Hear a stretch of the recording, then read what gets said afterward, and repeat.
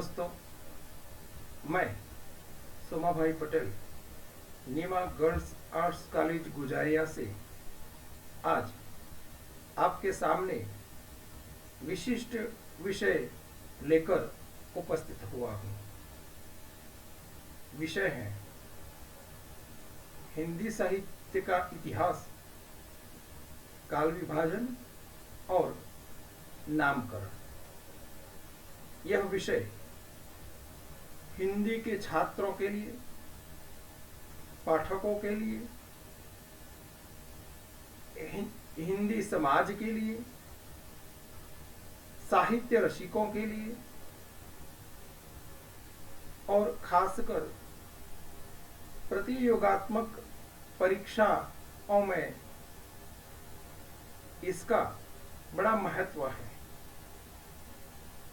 ऐसे विषय पर आज आपके सामने बात रखने वाले हैं।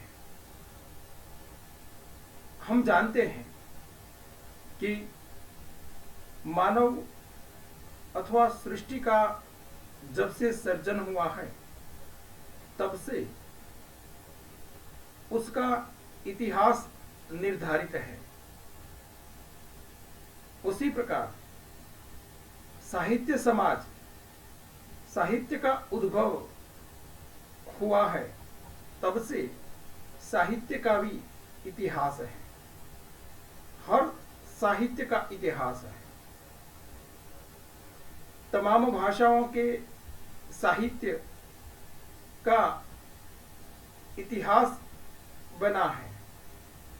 दोस्तों, हिंदी साहित्य के इतिहास की ओर जब हम नजर करें तो उसके पहले यह बात हमें जाननी चाहिए कि हर साहित्य एक गतिशील प्रक्रिया है। गतिशील प्रक्रिया का अर्थ है वह समय समय पर उसमें बदलाव आता है, गति होती है और हर साहित्य में समसामयिक परिस्थितियों का प्रभाव दृष्टिगोचर होता है। दोस्तों, ऐसे साहित्य का बौद्धिक एवं वैज्ञानिक अध्ययन अवश्य होता आया है। हिंदी साहित्य की बात करते हैं, हिंदी भाषा साहित्य की बात करते हैं, तब यह बात भी लागू होती है।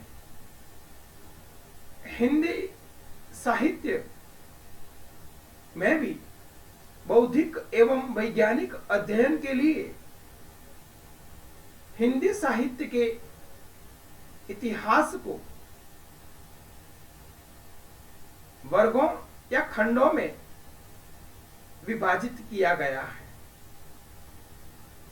यह उसका वैज्ञानिक अध्ययन है और हिंदी साहित्य को वर्गों और खंडों में विभाजित अर्थात काल में विभाजित करने का विशिष्ट प्रयोजन है।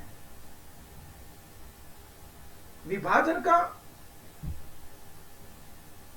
लक्ष्य क्या होता है?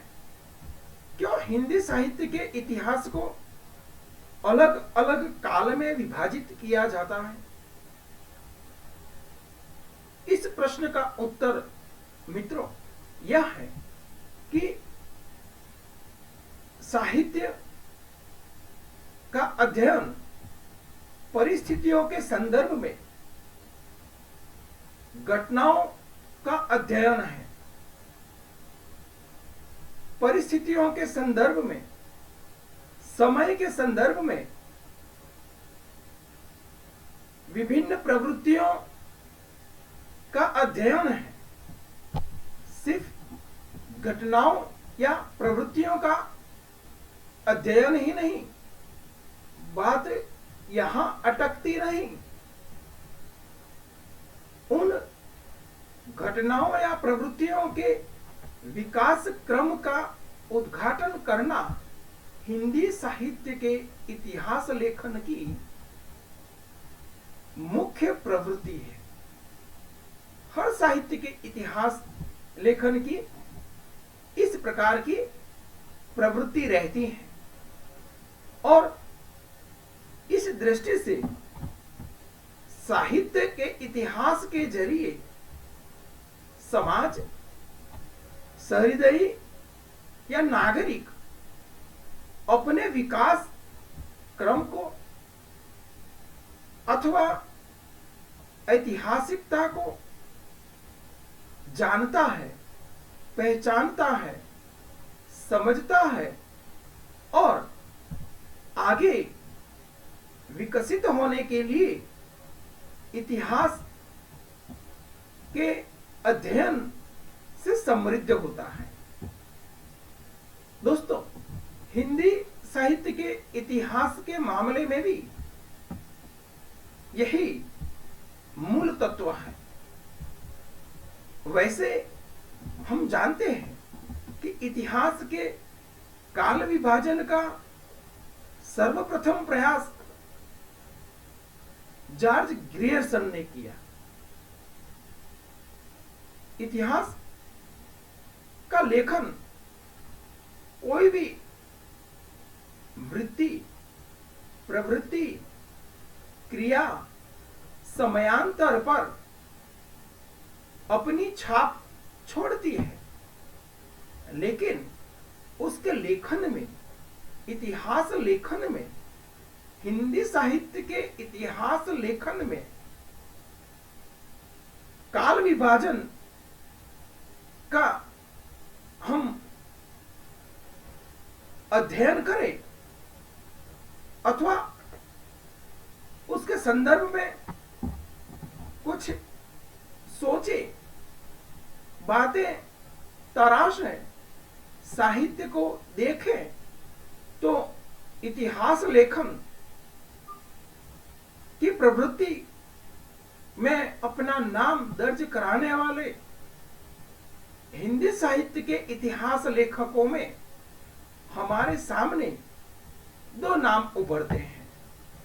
दूसरे शब्दों में उन्हें हिंदी साहित्य के इतिहासकार भी कह सकते हैं। ऐसे दो नाम हैं गारसाद तासी और शिव सिंह सेंगर। मित्रों, हिंदी साहित्य के काल विभाजन की ये दोनों पहली पंक्ति के साहित्यकार हैं, इतिहास लेखनकार हैं। हम जानते हैं कि इन्होंने ही शुरू कर एक इतिहास लेखन की परंपरा को बढ़ाया है। एक बात सर्वप्रथम मैं स्पष्ट कर लूं कि इतिहास लेखन की परंपरा भी क्यों? तो जवाब है कि इतिहास का पुनर्मूल्यांकन होना चाहिए। तो इस प्रकार देखते हैं तो अनेक इतिहासविदों ने, विद्वानों ने हिंदी साहित्य के इतिहास को काल में विभाजित किया है।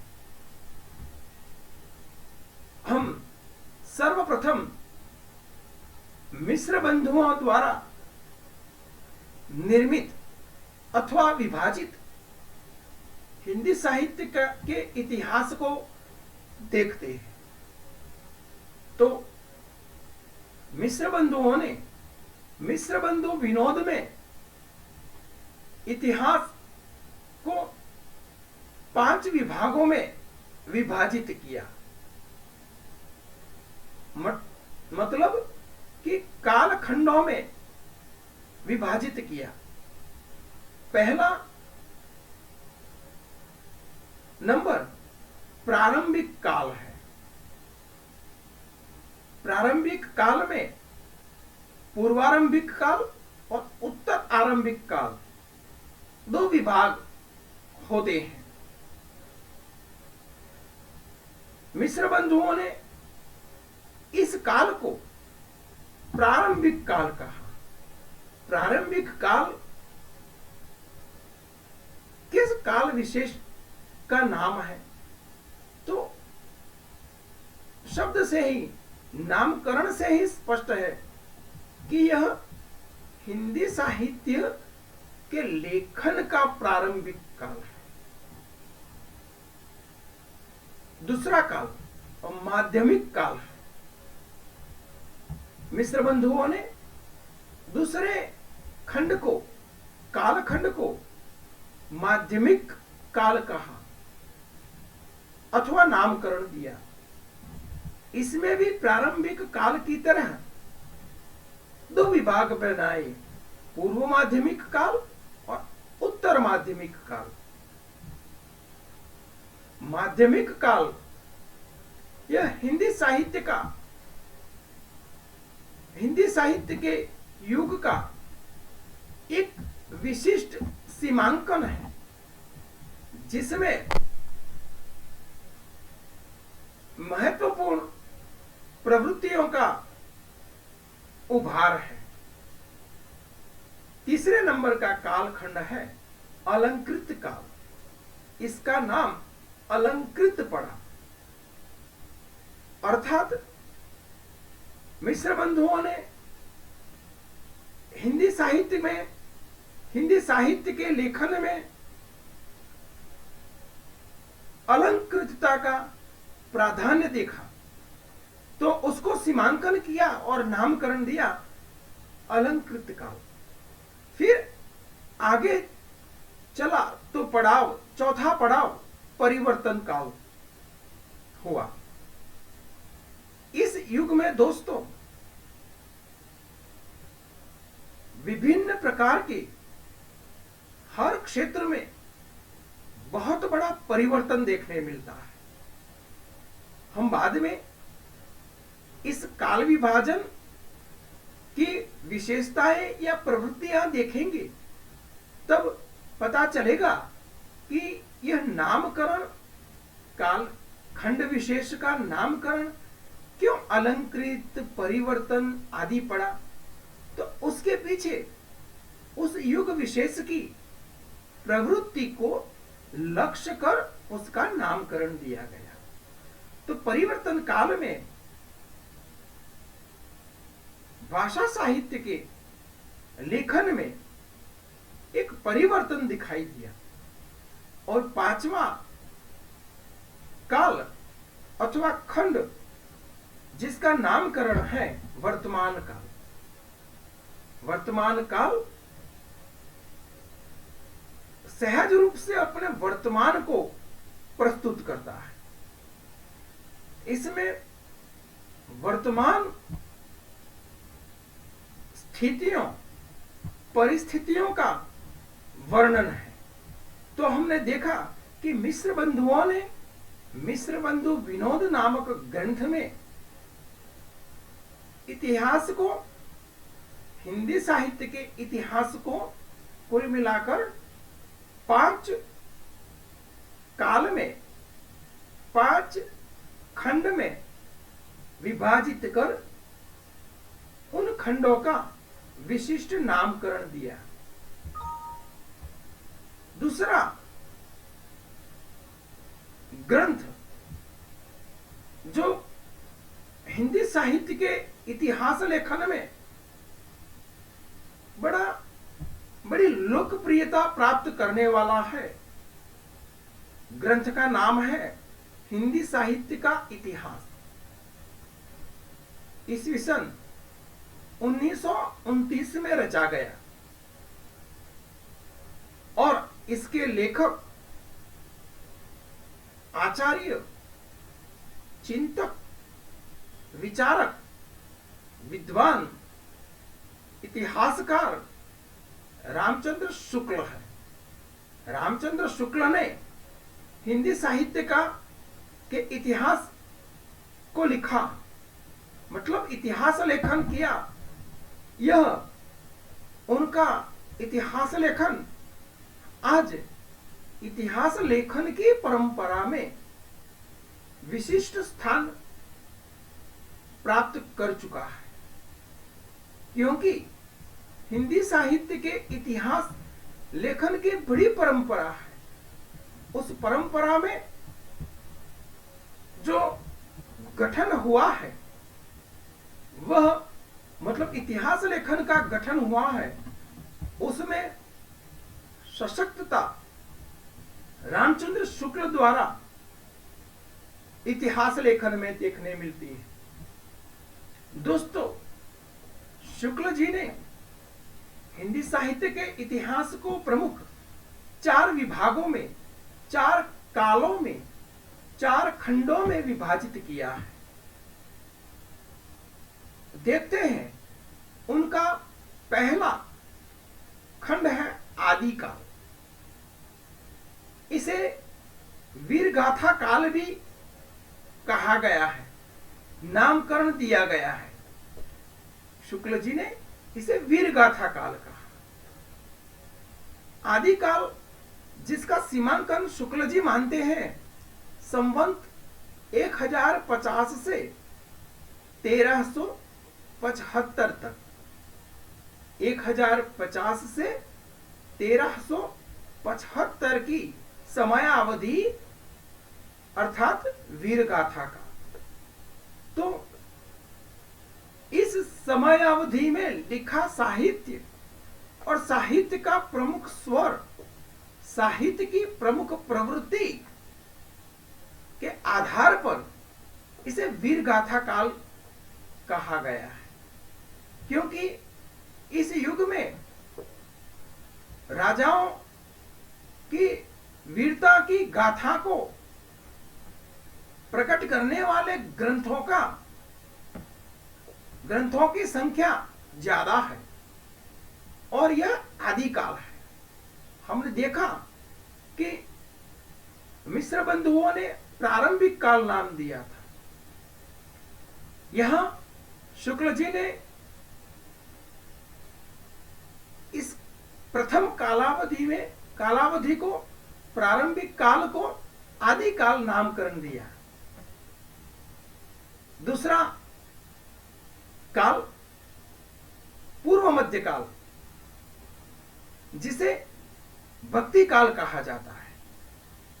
शुक्ल जी पूर्व मध्य काल को भक्ति काल कहते हैं, और भक्ति काल की समयावधि संवत 1375 से 1700 तक है।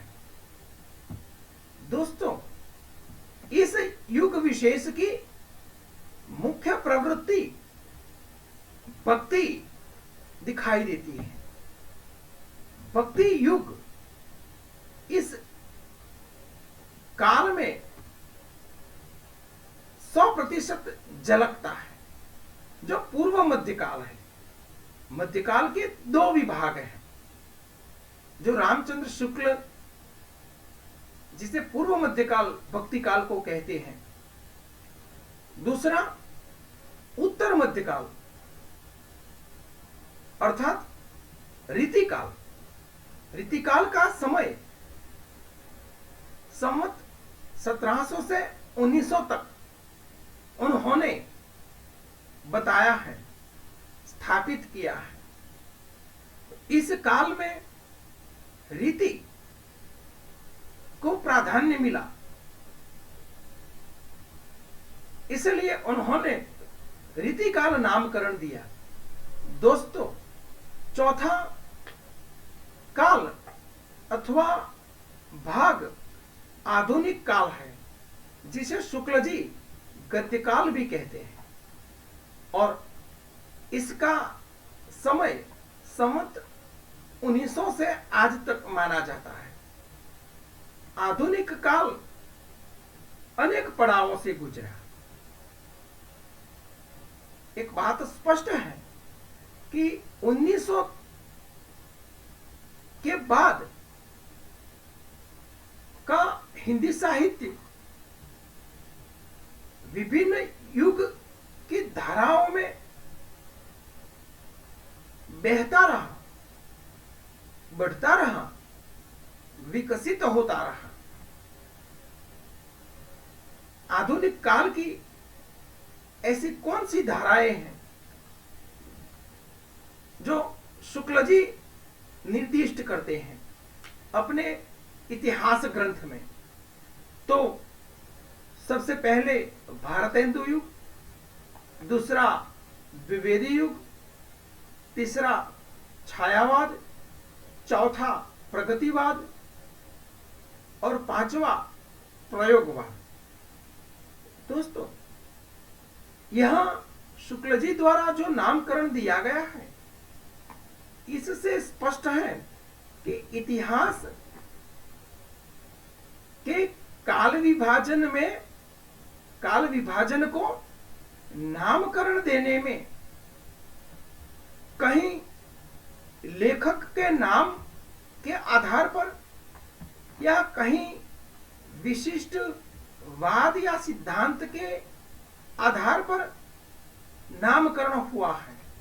यहां शुक्ल जी ने भारतेंदु युग, द्विवेदी युग नामकरण दिया, अर्थात ये कवि तब के लेखक, तब के प्रवर्तक माने गए।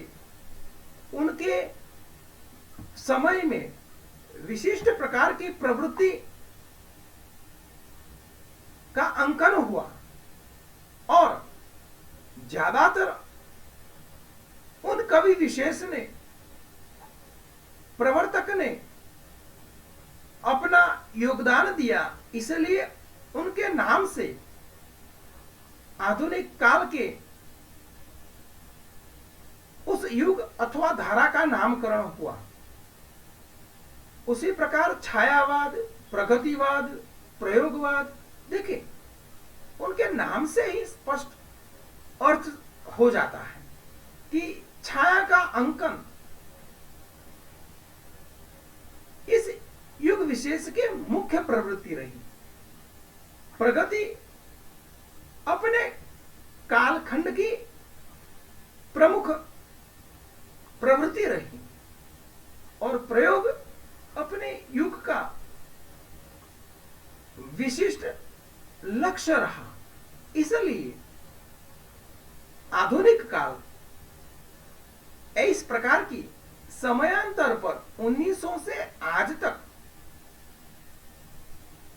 विभिन्न धाराओं में अथवा उपभागों में विभाजित है।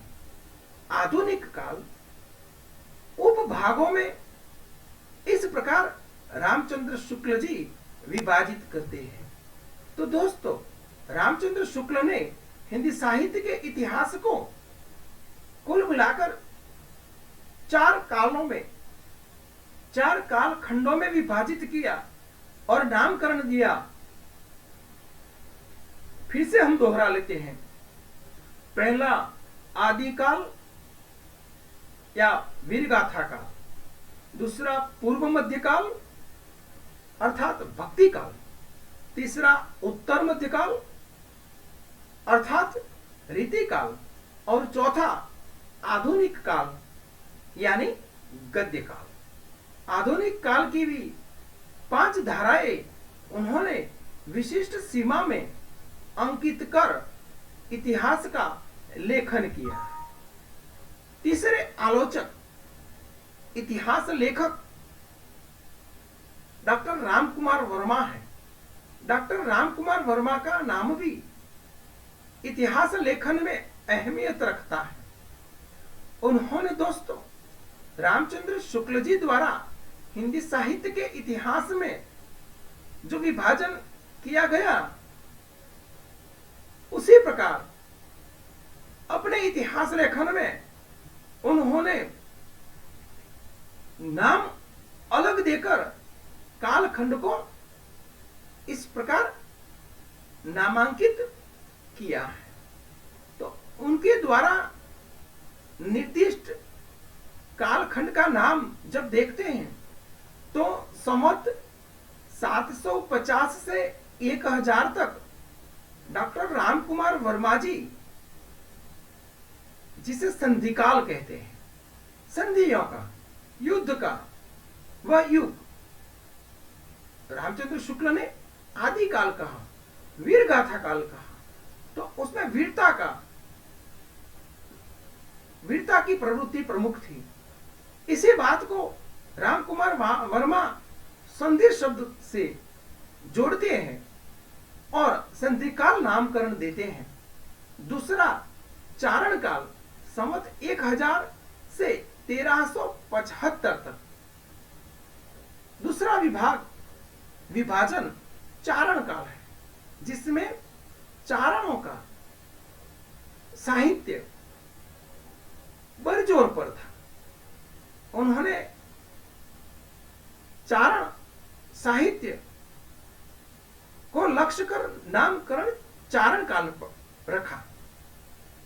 तीसरा भक्ति काल, जो रामचंद्र शुक्ल जी ने भी भक्ति काल कहा है, संवत 1375 से 1700 तक के युग को भक्ति काल कहते हैं राम कुमार वर्मा जी। हम जब शुक्ल जी की बात देखते हैं तो उन्होंने उत्तर मध्यकाल और भक्ति काल कहा है, माफ कीजिएगा, पूर्व मध्यकाल और भक्ति काल कहा है। वैसे चौथा रीति काल है। यह राम कुमार वर्मा जी भक्ति काल और रीति काल को अलग रूप से सीमांकन करते हैं।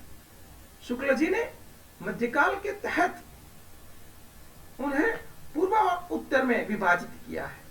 समयावधि दोनों ने एक ही निर्दिष्ट की है। संवत 1700 से 1900 तक रीति काल है।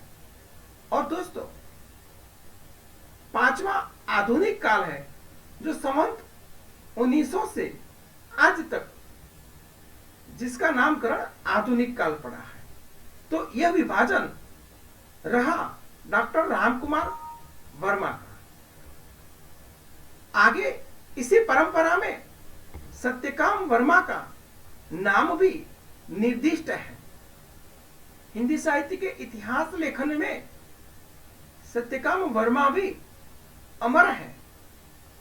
उनका काल विभाजन इसलिए महत्ता रखता है कि उन्होंने एक विशिष्ट आधार को ग्रहण कर पूरे हिंदी साहित्य के इतिहास को अलग रूप से नामकरण दिया है। हाँ, समयावधि कालखंड का विशिष्ट समय आगा पीछे है, पर उन्होंने अपनी दृष्टि से सीमांकन करते हुए एक विशिष्ट आधार को दोस्तों यहां लक्ष्य किया है। और पूरे इतिहास लेखन में उन्होंने नामकरण जन जीवन के प्रति व्यक्त दृष्टि को लक्ष्य किया है अथवा आधार के रूप में ग्रहण किया है और इतिहास का लेखन किया है। हिंदी साहित्य के इतिहास का लेखन किया है। जन जीवन के प्रति व्यक्त दृष्टि किस प्रकार नामांकन में उभरी है, तो देखिए, सत्यकाम जी पहले काल को लोकोन्मुखी साहित्य का युग कहते हैं और उसका समय प्रारंभ से, मतलब हिंदी साहित्य के इतिहास के लेखन की शुरुआत से 1400 ईस्वी तक के समय को लोकोन्मुखी साहित्य का युग कहते हैं। उसमें लोक को प्राधान्य मिला है और उन्होंने इस प्रकार का नामकरण दिया। दूसरा काल सांस्कृतिक पुनरुत्थान का युग है, जिसे 1400 से 1620 तक ईस्वी सन 1620 तक बांध दिया है। तो उसका नाम है सांस्कृतिक पुनरुत्थान का युग। इसमें सहज रूप से देख सकते हैं कि हिंदी साहित्य में जो संस्कृति का निरूपण है उसमें यह प्रवृत्ति लक्ष्य रूप में रही है। तीसरा, काव्य विलास अथवा रीति युग, जिसका समय है 1620 से 1803 ईस्वी सन तक। रीति युग की बात हमने आगे भी देखी कि राम कुमार वर्मा और आचार्य रामचंद्र शुक्ल ने रीति युग को रीति काल कहा। यहां सत्यकाम वर्मा जी ने काव्य विलास थी भी, तब युगीन समाज में विलासिता थी और वही विलासिता काव्य में दिखाई दी। हम जानते हैं कि हकीकत में साहित्य समाज का दर्पण है, आईना है। तो रीति युग में यह प्रवृत्ति प्रमुख रही, तो सत्यकाम ने इसे काव्य विलास अथवा रीति युग कहा। चौथा खंड उत्क्रांति युग है, जिसकी समयावधि सत्यकाम जी ने 1803 से 1935 ईस्वी सन तक की आकारित की है, जिसे उत्क्रांति युग कहा। पांचवा नवदृष्टि युग है, जो 1890 से 1935 तक मानी जाती है। छठी, यथार्थ युग, सत्यकाम वर्मा ने यथार्थ युग ये छठा काल नामांकित किया, जो 1935 से अब तक का यह नामकरण है। तो इस प्रकार सत्यकाम वर्मा ने भी हिंदी साहित्य के इतिहास को काल विभाजन में विभाजित किया और विशिष्ट नामकरण दिया। दोस्तों, इसी परंपरा को आगे बढ़ाने में और लेखन में अपना वजूद रखने में डॉक्टर नगेंद्र सफल सिद्ध हुए हैं। उनका हिंदी साहित्य का इतिहास भी हिंदी साहित्य के इतिहास लेखन ग्रंथों में पहली पंक्ति का ग्रंथ माना जाए।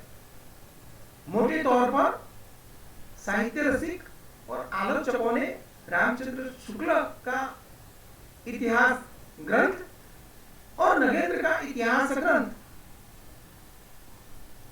प्रमुख माना है, और समाज ने, हिंदी साहित्य समाज ने इसे बल भी दिया है। देखते हैं, नगेंद्र ने भी शुक्ल की तरह 4 खंडों में इतिहास को विभाजित किया। पहला विभाजन है आदि का, जिसका समय नगेंद्र जी बताते हैं 7वीं शताब्दी से मध्य से 14वीं शताब्दी के मध्य तक का समय, अर्थात आदि का। दूसरा भक्ति का, 14वीं शताब्दी के मध्य से 17वीं शताब्दी के मध्य तक को नगेंद्र जी भक्ति युग का समय निर्धारित करते हैं अथवा बांधते हैं। तीसरे युग में रीति काल है और उसका समय 17वीं शताब्दी से के मध्य से 19वीं शताब्दी के मध्य तक को रीति काल मान लिया जाता है।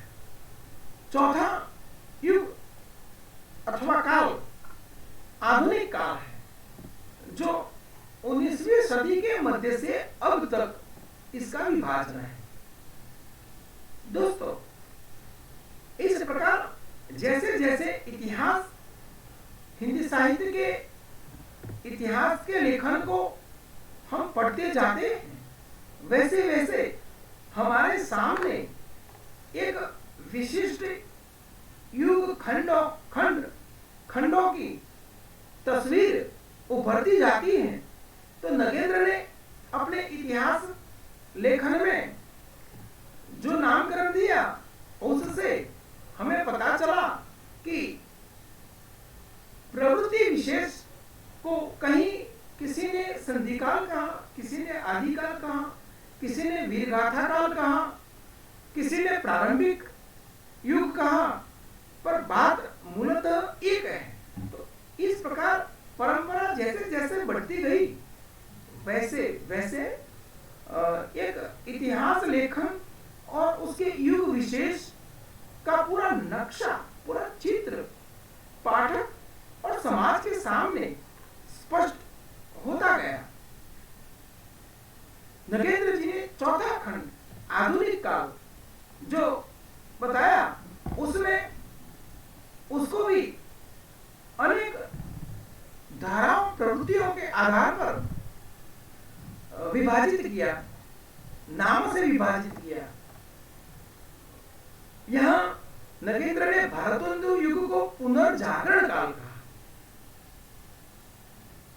हमने आगे देखा शुक्ल जी ने भारतेंदु युग कहा, यहां नगेंद्र जी पुनर्जागरण काल कहते हैं, और उसको भी ठीक समय 1857 से 1900 ईस्वी सन तक को पुनर्जागरण काल कहते हैं। जबकि आधुनिक काल का दूसरा पड़ाव 1900 से 1918 तक का, जिसे द्विवेदी युग शुक्ल जी कहते हैं, यहां नगेंद्र ने उसको जागरण और सुधार काल कहा है। तीसरा पड़ाव आधुनिक काल का तीसरा पड़ाव, जिसको छायावाद काल कहा जाता है, शुक्ल जी ने भी वही नाम दिया, जिसका समय है 1918 से 1938 ईस्वी सन तक। दोस्तों, चौथा छायावादोत्तर काल का समय है। इसको भी नगेंद्र जी ने दो धाराओं में विभक्त किया है। एक प्रगति प्रयोग काल जो 1938 से 1953 तक, और दूसरा नवलेखन काल जो 1953 ईस्वी सन से अब तक माना जाता है। इस प्रकार आधुनिक काल विभिन्न खंडों में विभाजित है, और नगेंद्र ने इस प्रकार हिंदी साहित्य के इतिहास को मुख्यतः 4 विभागों में विभाजित किया है। आगे जब हम बढ़ते हैं तो इसी परंपरा को आगे बढ़ाने वाले आचार्य हजारी प्रसाद द्विवेदी हैं। द्विवेदी जी का नाम भी इतिहास लेखन में अमर है। उन्होंने हिंदी साहित्य के इतिहास को 4 कालों में विभाजित किया। पहला आदिकाल जो संवत 1000 से 1400 ईस्वी सन तक, दूसरा भक्ति काल संवत 1400 ईस्वी सन से 16वीं शताब्दी तक, तीसरा रीति काल 16वीं शताब्दी से 18वीं शताब्दी तक, और चौथा आधुनिक काल संवत 1800 से 1952 ईस्वी सन तक। इस प्रकार 4 विभागों में आचार्य हजारी प्रसाद द्विवेदी ने भी हिंदी साहित्य के इतिहास को विभाजित किया है। आगे नाम उभरता है डॉक्टर गणपति चंद्र गुप्त। गणपति चंद्र गुप्त ने प्रथम काल को प्रारंभिक काल या उन्मेष काल कहा। दोस्तों, यहां गणपति चंद्र गुप्त के इतिहास लेखन और काल विभाजन तथा नामकरण सभी को विशिष्ट रीति से रखा है, और उसका समय, पहले युग का खंड का समय, उन्मेष काल का समय 1184 से 1350 ईस्वी सन तक निर्धारित किया है। उसमें उन्होंने 2 काव्य परंपराएं बताई है। पहली धार्मिक रास काव्य परंपरा, और दूसरी संत काव्य परंपरा। गणपति चंद्र गुप्त को इन दो काव्य परंपराओं का एक विशिष्ट लक्षण दिखाई दिया, तो उन्होंने इसी युग को दो काव्य परंपराओं में उन्होंने देखा है। तो इस युग में गणपति चंद्र गुप्त का मानना है कि दो काव्य परंपराएं चली। दूसरा युग है मध्यकाल या विकास काल, 1350 से दोस्तों 1857 तक का मध्यकाल है। इसको भी गणपति चंद्रगुप्त ने थोड़ा विशिष्ट रूप से प्रवृत्ति विशेष को लक्ष्य कर 3 विभागों में विभाजित किया। पूर्व मध्यकाल अर्थात उत्कर्ष काल, मध्यकाल या चरमोत्कर्ष काल, और उत्तर काल, उत्तर मध्यकाल या अपकर्ष काल कहा। कुछ आलोचकों ने दोस्तों गणपति चंद्रगुप्त द्वारा इस कालखंड विशेष की ये तीसरी श्रेणी है, उत्तर मध्यकाल, तीसरे नंबर की श्रेणी, जिसे अपकर्ष काल कहा।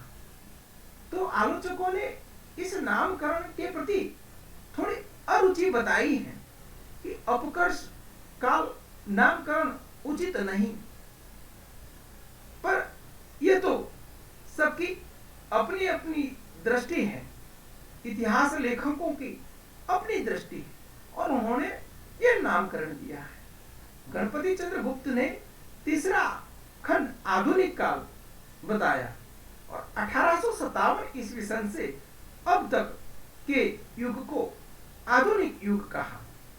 उसमें भी भारतेंदु युग, द्विवेदी युग, छायावाद, प्रगतिवाद और प्रयोगवाद नामकरण दिया है। दोस्तों इस प्रकार गणपति चंद्रगुप्त ने प्रमुखतः हिंदी साहित्य के इतिहास को 3 कालों में, 3 खंडों में विभाजित किया है। तो इस प्रकार से इस विभाजन को लेकर और नामकरण को लेकर भी डॉक्टर गणपति चंद्र गुप्त अपना विशिष्ट नाम दर्ज कराते हैं, यह हमने देखा। आगे हम देखते हैं तो डॉक्टर रामस्वरूप चतुर्वेदी इतिहास लेखक है। उन्होंने भी हिंदी साहित्य के इतिहास को 4 कालों में विभाजित किया, और यह विभाजन मोटे तौर पर जब हम देखें तो आचार्य रामचंद्र शुक्ल का हिंदी साहित्य का इतिहास लेखन है, और जो काल विभाजन है उसका नामकरण है, उसमें खास फर्क नहीं। यह इतिहास लेखन अथवा इतिहास ग्रंथ इसलिए महत्ता रखता है कि रामचंद्र शुक्ल अथवा नगेंद्र, इन लोगों ने जिन आधार को लक्ष्य कर लेखन किया, तो लेखन की प्रवृत्ति विशिष्ट होने के कारण यह इतिहास ग्रंथ भी अथवा राम स्वरूप चतुर्वेदी का इतिहास लेखन भी महत्ता रखता है। दोस्तों यह इतिहास लेखन सबकी अपनी अपनी दृष्टि से लिखा गया है, अपने एंगल से लिखा गया है। एक नजर और करें तो यह भी कह सकते हैं कि कहीं की किसी इतिहास लेखक ने कवि विशेष का सूची और परिचय लिया, तो कहीं किसी ने प्रवृत्ति विशेष में इतिहास लिखा, तब कवि या साहित्यकार के जन्म को लेकर नहीं माना, उन्होंने जन्म को प्राधान्य न देकर प्रवृत्ति विशेष को प्राधान्य दिया, तो कहीं किसी ने रचना विशेष को प्राधान्य दिया। कवि गौण हो जाता है, वहां रचनाओं का प्राधान्य रहता है। तो ये इतिहास लेखन में इस प्रकार का, हम दूसरे शब्दों में कहें तो कहीं कवि कीर्तन रहा है, तो कहीं कृति कीर्तन रहा है। मतलब कहीं कवि को प्राधान्य दिया गया है, कहीं कृति को अर्थात रचना को प्राधान्य दिया गया है। वहां किसी की नजर में लेखक का जन्म लक्ष्य नहीं रहता, लेखक का लेखन लक्ष्य रहता है। रचना का उद्भव समय महत्व नहीं रखता, कहीं कवि का समय महत्व रखता है। इस प्रकार से इतिहास लेखन में सब इतिहास लेखकों ने अपने विशिष्ट लक्ष्य, अपनी विशिष्ट शैली को आधार बनाकर लिखा है। दोस्तों, हमने प्रमुख इतिहास लेखकों का, यहाँ इतिहासकारों का यहाँ काल विभाजन और नामकरण देखा। वैसे तो बड़ी परंपरा है हिंदी साहित्य के इतिहास लेखन की, पर बाद में जो इतिहास लेखन अथवा अन्य इतिहास लेखन ग्रंथ प्रकाशित हुए, अवतरित हुए, वे इन प्रमुख इतिहास ग्रंथों से मिलता जुलता है। पूरी परंपरा को पढ़ना हमारे लिए दुरूह है और सहज रूप से आलोचकों ने, विद्वानों ने, पाठकों ने, साहित्य रसिक समाज ने जो हिंदी साहित्य के इतिहास को काल विभाजन में और उसके नामकरण में सर्व स्वीकृत जो रूप मान्य किया, दूसरे शब्दों में कहें तो हिंदी साहित्य के इतिहास का मान्य काल विभाजन माना अथवा मान्य काल विभाजन रहा, वह इस प्रकार है। हम 4 विभागों में विभाजित करते हैं। सारे इतिहास लेखक, मिश्र बंधु विनोद, हमने देखा रामचंद्र शुक्ल, नगेंद्र, आगे डॉक्टर रामविलास शर्मा आदि, गणपति चंद्र गुप्त वगैरह ने जो हिंदी साहित्य का इतिहास लिखा, उसको सार्वत्रिक रूप से जब देखते हैं तो हमारे सामने 4 काल विभाजन मान्य रहता है। तो सबसे पहला आदिकाल, नामकरण अलग अलग है, पर आदिकाल जिसकी समयावधि 7वीं शताब्दी के मध्य से दोस्तों 14वीं शताब्दी के मध्य तक मानी जाती है। दूसरा पूर्व मध्यकाल अर्थात भक्ति काल, जिसका समय सीमांकन 14वीं शताब्दी के मध्य से 17वीं शताब्दी की मध्य तक का रहा। तीसरा युग विशेष उत्तर मध्यकाल, जो रीतिकाल नाम से प्रचलित है या सिद्ध है, उसकी समयावधि है 17वीं शताब्दी के मध्य से 19वीं शताब्दी के मध्य तक।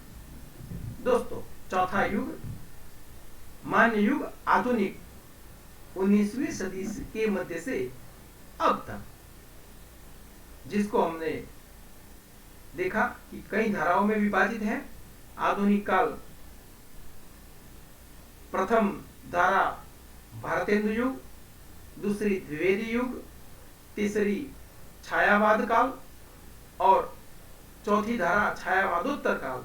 चौथी धारा में भी 2 उपधाराएं, प्रगति प्रयोग काल और नवलेखन काल। इस प्रकार हिंदी साहित्य के इतिहास का मान्य काल विभाजन 4 खंडों में विभाजित है। हम आशा करते हैं कि इस प्रकार का जो हिंदी साहित्य के इतिहास का काल विभाजन रहा, कह सके तो यह आपको पता चला कि हिंदी साहित्य के इतिहास का काल विभाजन बड़ी महत्ता रखता है। हमने यहाँ हिंदी साहित्य के इतिहास को विशिष्ट रूप से आपके सामने रखा है। हम यह बात भी आपसे कहते हैं कि यह हिंदी साहित्य के इतिहास का काल विभाजन और नामकरण अवश्य बड़ा ही उपयोगी और प्रमुख ज्ञान का विषय है। आगे हम हिंदी साहित्य के इतिहास के काल विभाजन को लेकर और उसकी विशिष्ट प्रवृत्ति को लेकर बात आपके सामने रखेंगे। इसी के साथ हम यहाँ अपनी बात को विराम देते हैं। धन्यवाद।